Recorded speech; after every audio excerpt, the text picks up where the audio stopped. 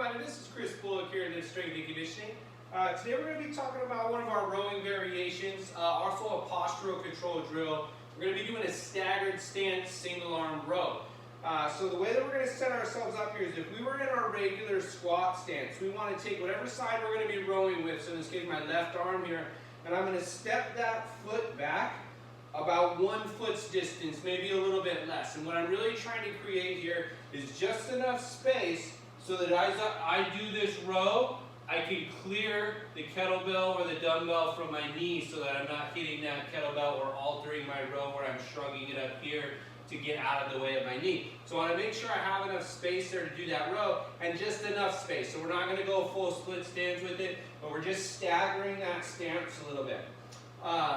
2 variations here. We're going to go supported or unsupported rows. Supported being if I'm leaning on my right elbow here, I got a nice flat back, I'm kind of pressing away with that right elbow. That's a little bit easier version. I'm a little bit more supported in that spot right there. And then unsupported, of course, we're going to take that hand and we're going to remove it from the knee so there's nothing else to control except for your core holding you in that position.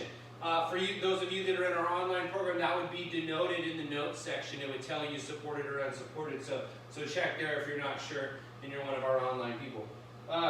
So we're starting off, and we want to make sure now, because the posture is part of the drill here, that we don't get the row doesn't get overshadowed by that. So we really want to make sure we're focused on a good quality row. Elbow comes off the body. We're getting that shoulder to come down away from the ear and get that shoulder, that humeral head, to suck back in that socket so we're not letting it glide forward here. So as I'm doing a supported version, I'm going to put that elbow on that knee. I got just enough space right here so that kettlebell is going to clear my knee and give me a good spot to row from.